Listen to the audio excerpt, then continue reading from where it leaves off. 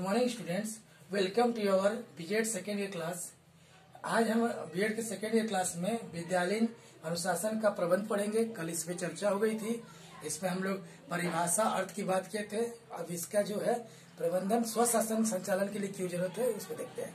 विद्यालय के लिए अनुशासन महत्वपूर्ण विषय बन गया है। छात्रों में अनुशासनहीनता व्याप्त हो गई है। नियत कहीं न कहीं छात्रों द्वारा प्रदर्शन होता है, हड़ताल होता है, मारपीट होता है, आक्रमण होता है और विद्यालयों में तोड़फोड़ होता है। पुलिस से संघर्ष की भी संभावनाएं पाई गई है। परीक्षाओं में नकल और गुरुजनों पर आक्रमण आदि की घटनाएं होती रह रही है।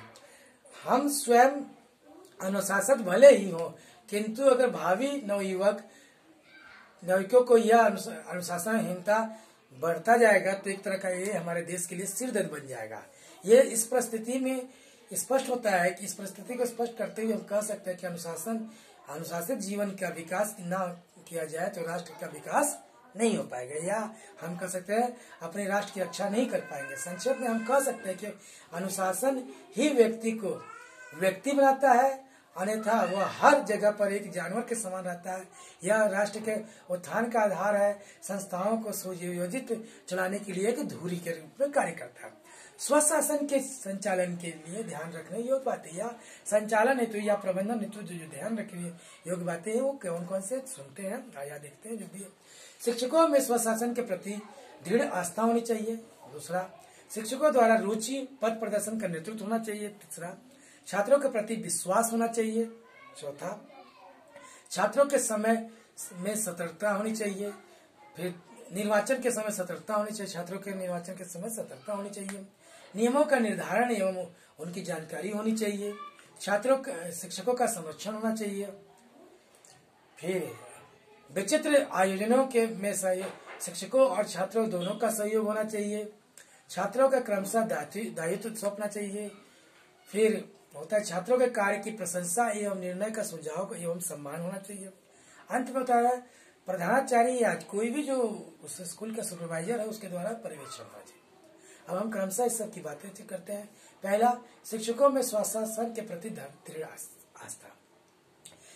यदि शिक्षक उसके कार्य के प्रति आस्था नहीं, शिक्षकों को उसके कार्य के प्रति आस्था नहीं होगी तो वह रुचि नहीं लेंगे और वह कार्य शिक्षकों के लिए भार के रूप में महसूस होगा या भार के रूप में कार्य करेंगे और वो अपने कार्य के प्रति उतना उत्तरदायित्व नहीं निभा पाएंगे।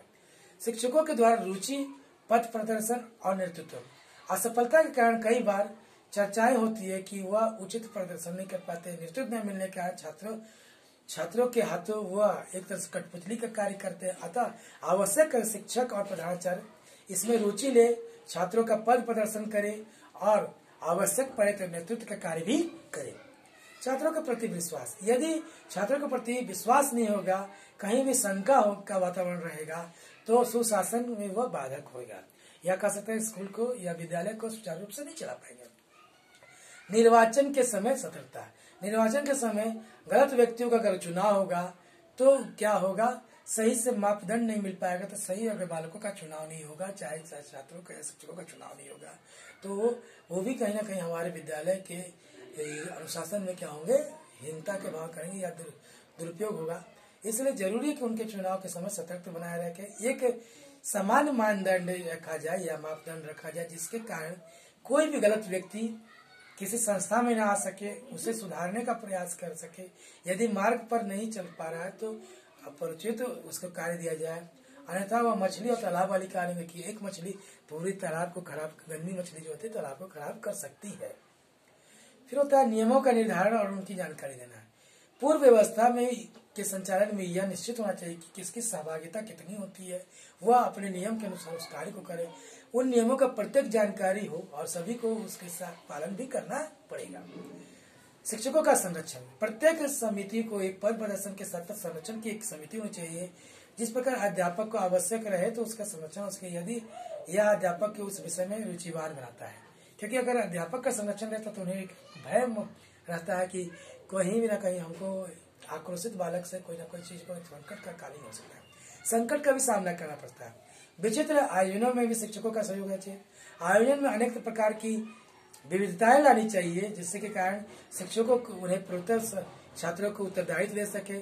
यह आवश्यक है कि विशेष आयोजन होते हुए उनकी व्यवस्था और संचालन के संबंध में एक रूपरेखा तैयार हो, जिसमें शिक्षकों को अध्यापकों की अनुभव का उपयोग कर सके, छात्र उनके अनुभवों को स्वीकार कर अपने कार्य को तैयार कर सके। आयोजन में शिक्षक की उपस्थिति रहे और आवश्यक सहयोग भी प्रदान करे, शिक्षकों का आवश्यक सहयोग करे। छात्रों को क्रमशः दायित्व देना चाहिए। छात्रों को उत्तरदायित्व एक स्थान पर न देकर अपितु क्रमशः देते रहना चाहिए और सफलता को देखते हुए उनको बढ़ावा भी देना चाहिए कि जिससे कि वो कार्य में आगे बढ़ सके। छात्रों के कार्य के प्रति प्रशंसा और निर्णय का सुझाव भी सम्मान भी देना चाहिए। छात्रों द्वारा किए गए अच्छे कार्य की प्रशंसा की जानी चाहिए और उनके द्वारा प्राप्त सुझाव और निर्णय का सम्मान करना चाहिए। कई बार छात्रों को अगर ऐसा नहीं करते तो छात्रों को लगता है कि हमें तो कोई वैल्यू ही नहीं दे रहे हैं, इस कारण वो रुचि करना होके उसमें इंटरेस्ट नहीं लेते हैं कुछ भी पढ़ाई।